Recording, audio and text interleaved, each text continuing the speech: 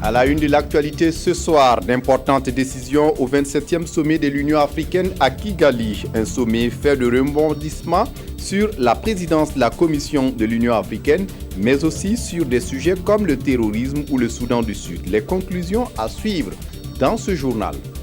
Tinkodogo dans le centre-est apparaît comme une ville où se développent plusieurs foyers coraniques. Et ce n'est donc pas étonnant de rencontrer des élèves issus de ces foyers coraniques, mendiants ou enfants de la rue. Les tentatives d'organiser ces foyers sont jusque-là restées infructueuses. Les raisons de cet échec dans cette édition. Incendie au studio à Bazon dans la nuit du 18 au 19 juillet.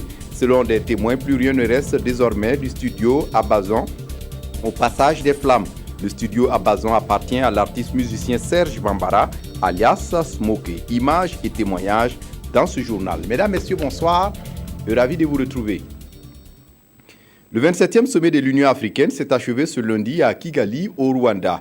Un sommet marqué par un plan de paix pour le Soudan du Sud, la création d'une taxe pour financer l'Union africaine, le souhait du Maroc de réintégrer l'Union africaine, mais aussi l'annonce d'un passeport africain. Et pour l'élection du nouveau président de la Commission, l'échéance a été reportée en janvier prochain. De retour de Kigali, le point avec nos envoyés spéciaux, Roger Kam et Olopoda. Sans l'avoir souhaité, Nkosazana Lamini Zuma repart de Kigali avec toujours la tunique de présidente de la Commission de l'Union africaine. En l'absence d'un consensus autour de la candidature des ministres des Affaires étrangères de la Guinée équatoriale et du Botswana et de celle de l'ancienne vice-présidente de l'Ouganda, Nkosazana Lamini Zuma a reçu mandat des chefs d'État conduit les rênes de l'institution jusqu'au prochain sommet prévu en janvier 2017. Chaque État s'est fait une opinion au fur et à mesure, ce qui ne nous a pas permis, malgré les éliminations successives de candidats, sur le dernier candidat qui restait, les États sont restés unanimes que ce candidat ne pouvait pas obtenir non plus les 2/3 pour pouvoir assurer la présidence de la Commission. Autre menu de cette 27e session de la conférence des chefs d'État et de gouvernement de l'Union africaine, l'épineuse question du retrait collectif de l'Union africaine de la Cour pénale internationale qui avait été envisagée lors du précédent sommet. Il a été demandé à chaque pays d'y réfléchir et nous allons nous pencher donc sur cette question,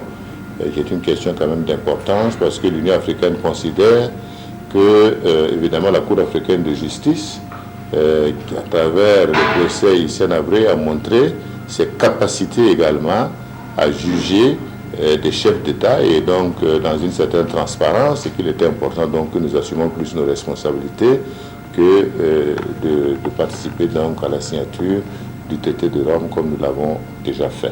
Au sommet de Kigali, les chefs d'État de l'Union africaine se sont engagés à accélérer la création du marché commun africain à travers la mise en place d'une zone de libre-échange continentale. Le constat général, c'est que le commerce entre les pays africains n'est pas développé. Il faut travailler à développer le commerce intra-africain et deuxièmement, se présenter, je dirais, au plan international dans les négociations avec une voix unique de l'Afrique.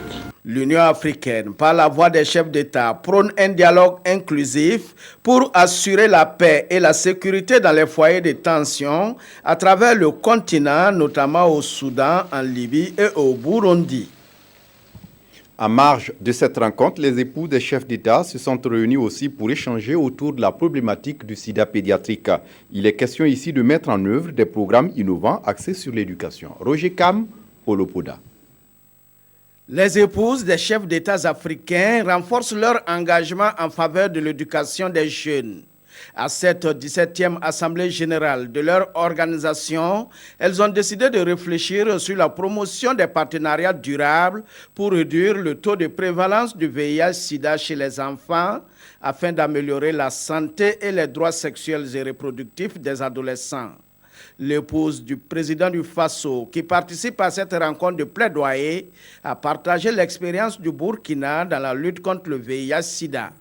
Il s'agit de voir comment tous ensemble, parce qu'aujourd'hui le sida, bien qu'on ait enregistré des progrès dans la lutte contre le sida, il reste encore des poches de résistance, il reste encore des progrès à réaliser.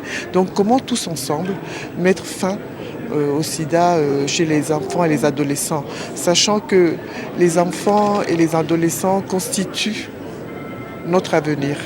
Investir dans la santé pour mettre fin aux infections du VIH, les premières dames d'Afrique interpellent ici l'Union africaine et des gouvernants pour plus d'investissement dans le système de santé. L'objectif étant de permettre aux femmes et adolescents d'accéder aux services de planification familiale volontaire, abordables et de bonne qualité. Des services de santé qui répondent aux besoins de ces personnes vulnérables et respectent leurs droits.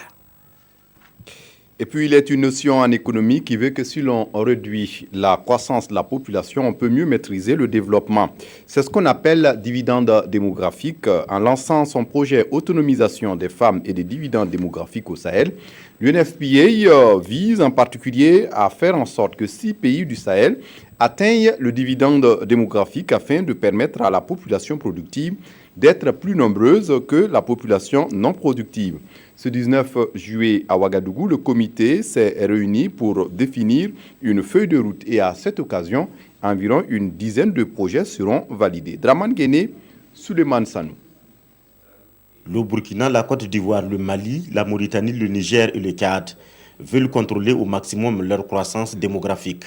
Cette ambition régionale, centre d'intérêt de cette réunion, doit sa concrétisation au projet d'autonomisation des femmes et de dividendes démographiques au Sahel. Un projet qui vise à disponibiliser au maximum les produits de santé maternelle et des contraceptifs. Si nous arrivons à faire en sorte que les produits contraceptifs soient accessibles aussi bien dans nos villes que dans nos campagnes, nous aurons fait un grand pas qui va dans le sens de permettre aux femmes de planifier, sinon de décider quand est-ce qu'ils voudront avoir des enfants, réduire la fécondité qui est très élevée de façon générale dans tous ces pays. Le projet est porté par le Fonds des Nations Unies pour la population UNFPA et l'Organisation ouest-africaine de la santé avec la Banque mondiale comme bras financier. Aujourd'hui, il s'agit de faire la synthèse des propositions venues des 6 pays concernés. Il n'y a pas un seul modèle. Les besoins sont différents, donc c'est des projets différents, mais tous ils contribuent un peu à l'amélioration de l'offre de services de santé maternelle, infantile et néonatale. C'est le Niger qui abrite la présidence du comité de pilotage du projet et l'heure est au plaidoyer pour son adhésion totale. C'est ça la composante numéro 3, c'est de faire en sorte que nos leaders religieux, nos chefs traditionnels, toute la communauté nous accompagnent pour que ce projet soit viable et les gens vont adhérer. Le projet est lancé en novembre 2015 au Niger avec un budget de plus de 100 milliards de francs CFA dont la moitié est déjà disponible. Juste après l'ouverture de la rencontre, les responsables du projet ont été reçus par le Premier ministre Paul Kabatieba. Il s'agissait pour eux d'aller exposer leurs actions au chef du gouvernement burkinabé. Les détails avec Moukounda Biri. Accélérer la transition démographique et la réduction des inégalités entre les sexes dans la région du Sahel. C'est l'objectif global visé par le projet Autonomisation des femmes et dividendes démographiques au Sahel, en abrégé SWED. La mise en œuvre du projet nécessite des pays membres des actions inclusives et harmonisées.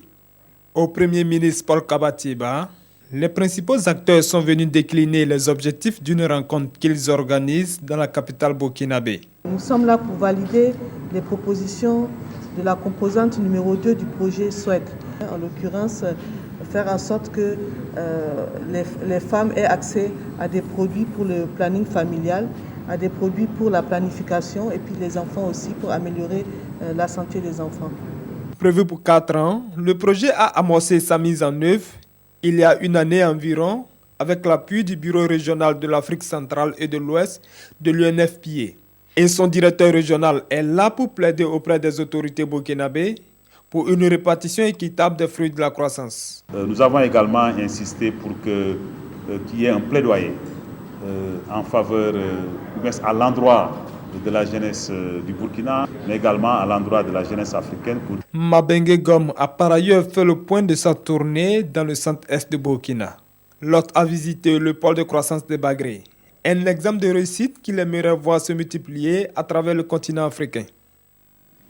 Le ministre de l'Administration territoriale, de la décentralisation et de la sécurité intérieure, Simon Compaoré, en visite dans la région des Hauts-Bassins.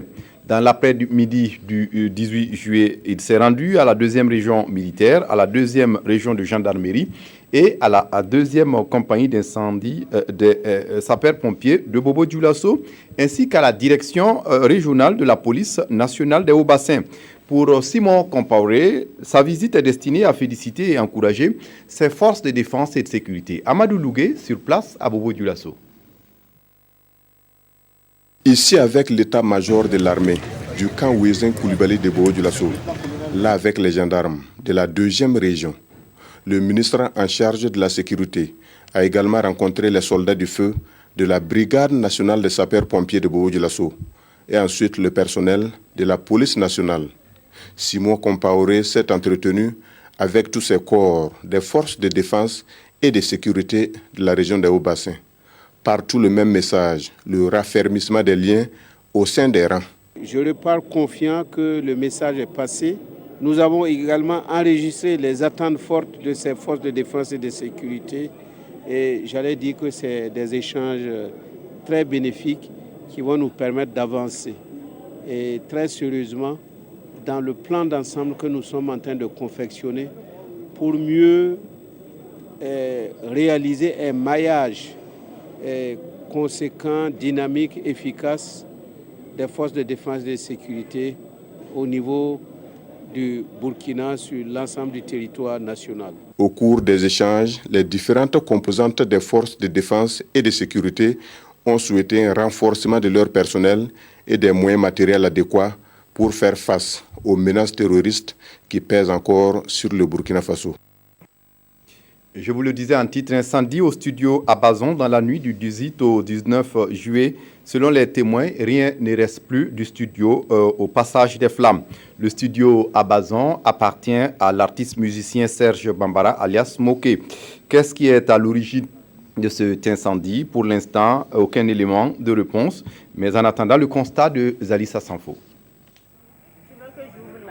Des studios à Bazon, voici ce qu'il en reste. Tout aurait commencé aux environs de 21h, selon les riverains qui disent être alertés par la fumée qui s'échappait du studio. Je suis venu trouver qu'il y avait déjà du monde. Elle a ouvert la grille, la porte. Et ensemble, on a essayé d'éteindre le feu, mais on n'arrivait pas. On a appelé les pompiers, ils sont arrivés à 22h, 23h moins. Sauf des hypothèses pour l'origine de l'incendie. Il faudrait attendre le rapport de la police. On ne sait pas si c'est quoi au juste. Si c'est le tonnerre, si c'est, je sais pas, si c'est un court-circuit. Il y a la Sonabel aussi, par qu'il y a eu coupure de courant avant que ça se passe. Tout a cramé, quoi. On a récupéré des disques durs qui ont un peu fondu. On a amené chez un technicien pour voir si on peut récupérer les données, c'est ce qui est important. Puisqu'il y a des gens qui ont leurs projets qu'on a commencé, on n'a pas terminé. L'incendie intervient en l'absence du premier responsable en déplacement au Kenya pour un colloque sur les artistes engagés. Le Ballet Citoyen, une association créée par des artistes comme Smokey et Sams Kaludja, vient d'être reconnu ambassadeur de conscience par Amnesty International pour ses actions en faveur des droits humains. L'association a été distinguée pour ses actions contre l'injustice sociale. Le prix a été présenté à la presse le 19 juillet à Ouagadougou. Amnesty International invite à travers ce prix les dirigeants africains à respecter et à faire respecter la démocratie. Nyarkiteda. Ambassadeur de conscience, le mouvement Le Ballet Citoyen le brandit avec fierté. Décerné par Amnesty International, ces prix récompensent les personnes qui ont fait preuve d'un courage exceptionnel pour défendre les droits humains. Depuis 2004, des personnalités politiques et de la culture ont été lauréats. Parmi elles, l'icône mondiale, le Sud-Africain Nelson Mandela. Distingué cette année avec deux autres mouvements de jeunes du continent africain et la star de la musique Angélique Kidjo, le Ballet Citoyen dit prendre ses prix avec humilité à plusieurs titres. Humilité d'abord, parce que du haut de nos 3 ans d'âge, nous étions loin d'imaginer recevoir pareille reconnaissance. Humilité ensuite, parce que nous voyons à la reconnaissance de notre mouvement une reconnaissance de l'engagement exemplaire de notre peuple, notamment sa jeunesse, à défendre à tout prix, y compris du sacrifice suprême, la liberté, la démocratie et l'état de droit. Le ballet citoyen perçoit également cette distinction comme une invite à persévérer dans l'engagement citoyen. Le mouvement dit être toujours égal à lui-même et ne changera pas de lutte. En tous les cas, il compte dévoiler ses futures actions en août prochain à l'occasion de la commémoration de son 3e anniversaire avant d'inviter les organisations mondiales et toutes les nations éprises de justice et de liberté à faire de la liberté des prisonniers d'opinion leur préoccupation majeure. Le ministère en charge de la décentralisation forme les nouveaux élus locaux pour comprendre les enjeux de la décentralisation et être immédiatement opérationnels. C'est le ministre Simon Compaoré qui a procédé au lancement de la série de formations ce 18 juillet à Banfora, dans la région des Cascades. Face aux nouveaux élus, Simon Compaoré a insisté sur la décentralisation pratique pour mieux s'attaquer aux problèmes de développement dans les collectivités locales. Christine Koulibaly, sur place à Bobo-Dioulasso pour le compte-rendu. Élus locaux, ils le sont tous et ils sont ici à l'école de la communalisation intégrale. Leurs obligations vis-à-vis des populations, les rapports avec les services déconcentrés de l'administration, bref, les enjeux de la décentralisation, leur sont ici expliqués. Si vous donnez, achetez une voiture, vous donnez à quelqu'un et vous lui donnez la clé, vous lui montrez même pas comment il faut démarrer. S'il n'a jamais rentré dans une voiture, ça va être un peu compliqué. Donc c'est juste le fonctionnement des organes de la commune, j'allais dire, plus exactement. Ça passe par l'état civil, ça passe par les attributions du maire, les compétences du maire et de ses adjoints. C'est quand même un certain nombre de thèmes pour permettre au maire d'être opérationnel immédiatement. En plus d'être immédiatement opérationnel, cette formation devrait permettre à cette 6e génération de maires de bien conduire les opérations en matière de développement communal. C'est un financement que nous avons eu d'un partenaire et nous nous empressons donc de mettre en œuvre ce programme de formation déjà financé pour permettre aux nouveaux élus de bien commencer et d'éviter les erreurs que leurs prédécesseurs ont dû commettre. La formation se tient simultanément dans 3 régions du Burkina, le centre-sud, le centre-nord et les Cascades. Elle devrait par la suite s'étendre aux autres régions du pays. Et puis, comment rendre opérationnel le e-éducation? La question tarot des experts réunis à Ouagadougou. Il s'agit pour ces experts d'éplucher un rapport sur la stratégie d'intégration des technologies de l'information et de la communication dans l'éducation. Aimé Soulange et Guigma. Au cœur des échanges de ces acteurs et partenaires de l'éducation, le document cadre d'opérationnalisation de la stratégie d'intégration d'éthique dans l'éducation. Ils ont pour mission de faire un diagnostic de ce document cadre en vue de sa validation. À travers cette stratégie e-éducation, le gouvernement entend se mettre en phase avec les nouvelles perspectives d'enseignement et d'apprentissage. C'est être dans le monde moderne, faciliter la recherche, aussi bien pour les élèves que pour les enseignants. Et c'est un instrument extrêmement puissant de développement. Dans cette ambition, le ministère en charge de l'éducation de base a le soutien de l'UNICEF qui voit l'éthique comme un moyen d'élargissement de l'offre et de la qualité de l'enseignement ainsi que de la gouvernance scolaire. L'UNICEF a accompagné le processus de l'analyse de la situation, de l'éthique en éducation et aussi élaboré le plan pour démarrer l'effort du Burkina Faso pour introduire l'éthique en éducation. Donc notre appui jusqu'ici est plutôt technique que financier. Les participants vont tenter d'adapter la stratégie aux besoins spécifiques de tous les enfants burkinabés, de la tester et de l'ajuster sur la base des apprentissages en vue de sa mise en œuvre efficiente sur le terrain. Dans l'actualité ce soir, Tinkodogo dans le centre-est apparaît de plus en plus comme une ville où le développement des foyers coraniques. Et ce n'est donc pas étonnant de rencontrer des élèves issus de ces foyers. La plupart sont des mendiants ou des enfants de la rue. Les tentatives d'organiser ces foyers sont restées jusque-là infructueuses. Ces mineurs sont donc obligés d'étudier dans des conditions déplorables. Draman Guéné. Bismillahirrahmanirrahim. Sabbi isma rabbika allazi khalaqa fasawwa wallazi qaddara fahada wallazi akhraja al-mar'a faj'alahu ghusaan nahwa.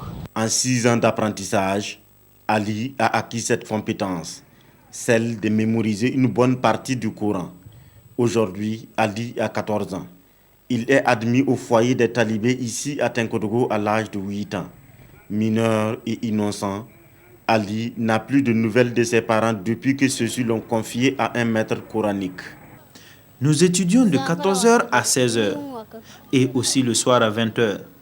Sinon, tout le reste du temps de la journée est consacré à la mendicité et au repos. Loin et sans aucune chaleur parentale, Ali est obligé d'aborder les gens pour assurer sa ration quotidienne.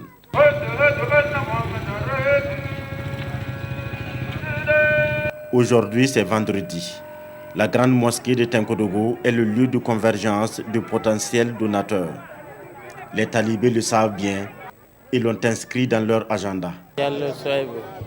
Je suis au foyer depuis l'année passée. Je mendie pour manger, payer du savon et des habits. Je repartirai chez moi dès que j'aurai fini le Coran. Le phénomène de la mendicité gagne des galons ici à Tinkodogo. Dans les lieux publics, les rues et même les domiciles privés, les talibés n'ont pas le choix. Il faut jongler entre études et mendicité pour survivre. La mendicité, c'est une nécessité parfois. Les gens, ils veulent enseigner, ils veulent qu'on les enseigne, ils ne veulent pas s'occuper de leurs enfants. Le maître aussi n'a pas de moyens pour s'occuper de ces élèves-là. Donc, parfois, les élèves sont laissés à eux-mêmes.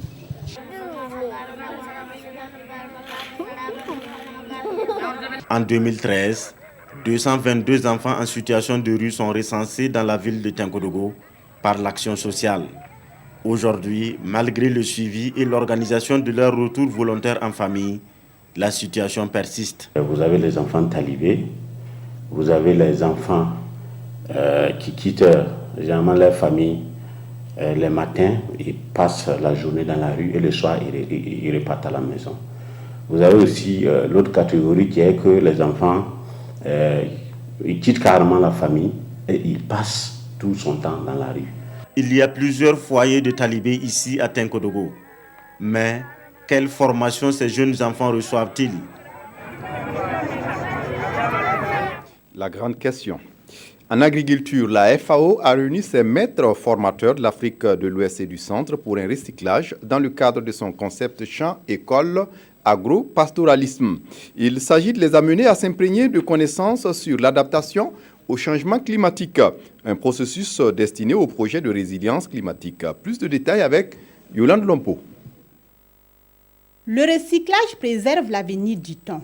C'est ce qui justifie la présence de ces maîtres formateurs de l'Afrique de l'Ouest et du Centre en champ-école sur l'agro-pastoralisme et sur l'adaptation au changement climatique dans la capitale politique. Pendant une semaine, ils vont allier théorie et pratique en échangeant sur la notion de l'animal, de l'arbre et d'adaptation au changement climatique. C'est des champs vraiment statiques, c'est-à-dire qui sont fixes et qui ne concernaient à l'époque que la production végétale. Au lieu que ça soit uniquement de la production végétale, on va y intégrer maintenant la production animale et avec des aspects qui vont prendre en compte le changement climatique. Il y a une nouvelle approche qui va prendre en compte comment former le pasteur qui n'est plus fixe dans l'espace mais qui se déplace. Une fois recyclés, ces experts pourront à leur tour sur le terrain former les facilitateurs et superviser la formation des agro-pasteurs. Ils seront formés sur un outil qui est adapté à notre région. Il s'agit de champs-écoles agro-pastoraux. Même si nous voulons l'amener à l'intensité, en tout cas, c'est un projet qui va donner beaucoup de renforcement de capacité à nos acteurs. Le Burkina Faso expérimente cette approche de vulgarisation développée par la FAO depuis les années 90. Et puis en culture, des nouvelles du Festival du cinéma africain de Kouribga au Maroc. Un colloque autour du scénario et de la cinématographie africaine a permis ce lundi aux participants de comprendre une nouvelle lecture du scénario et de sa place dans la conception du film en Afrique. Le point avec Mathias Drabo et Kadi Sanogo. C'est autour du thème scénario et cinématographie africaine que s'est tenu le colloque de la 19e édition du Festival du cinéma africain de Kouribga. Au cours de ce colloque, présidé par Noureddine Saïd, 3 réalisateurs africains bien avertis ont donné leur conception du scénario. Il s'agit du cinéaste sénégalais Mansour Sourawad, du Burkinabé Idrissa Ouedraogo et du Marocain Hicham Lasri. Il ressort de ces différentes communications que si le scénario est une phase très importante dans le démarrage de toute production filmique, le statut du scénariste reste éphémère et périssable. Un film, c'est d'abord le regard d'un cinéaste, c'est d'abord la singularité. C'est ça qui fait les grands films. C'est parce qu'on ne peut pas les reproduire, même à travers un texte ou un scénario. Le scénario, c'est un outil de travail important pour pouvoir à la fois expliquer les intentions, expliquer ce qu'on a envie de faire, expliquer en fait parfois aux financiers, expliquer aux institutions, voilà le déroulement, expliquer à un monteur aussi comment il va monter les enchaînements de séquences. Moi, je crois que j'ai fait beaucoup de films en écrivant moi-même. Moi, je suis pour l'indépendance totale de la créativité, ce qu'on a partagé avec les gens, sa pensée profonde, son amour pour le cinéma. Il ne peut pas y avoir un intermédiaire entre celui qui pense, écrit et donne et le public, c'est tout. Pour Hicham Lasri, l'un des meilleurs scénaristes du Maroc, le scénario n'a jamais été la vraie structure d'un film. La vraie structure d'un film, c'est la magie. It's no comment. Et puis on referme ce journal avec la revue de presse des quotidiennes ce mardi, une lecture croisée des médias proposée par Abdourahmane Zongo.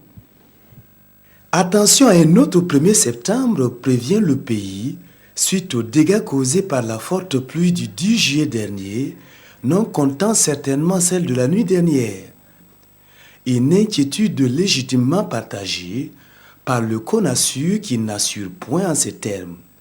Nous avons le cœur serré chaque fois qu'il pleut. Autre fait sans lien avec ce qui précède mais tout aussi effrayant, rapporte l'Express du Faso. Une femme et une fille, pour des raisons non encore élucidées, meurent électrocutées à Bobo-Dioulasso, l'une dans une alimentation et l'autre à proximité d'une boulangerie. Autre actualité, à Kigali, l'Afrique a échoué dans le choix du successeur de la présidente de la commission de l'UA, constate l'Obs qui en déduit que cet échec conduit à un lenga, c'est-à-dire à un bonus forcé de 6 mois pour une présidente qui n'en veut plus, au regard, argumente notre confrère, des ambitions nationales de Mme Zuma en Afrique du Sud. Cet échec analyse aujourd'hui au Faso, rappelle tristement les désaccords de l'UA. Par ailleurs, remarque le journal, l'impossibilité d'avoir pu trouver un successeur à Zuma est une aubaine pour le Tanzanien Jakaya Kikwete et le Sénégalais Abdoulaye Bathily. Quant aux aspects positifs de ce 27e sommet de l'UA, énumère le quotidien d'État Sidoya, l'officialisation du passeport africain et l'autofinancement désormais de l'UA. Voilà, c'est tout pour cette édition. Jacques Tarpaga vous retrouve pour la dernière édition. D'ici là, excellente suite de programmes sur la RTB. Au revoir.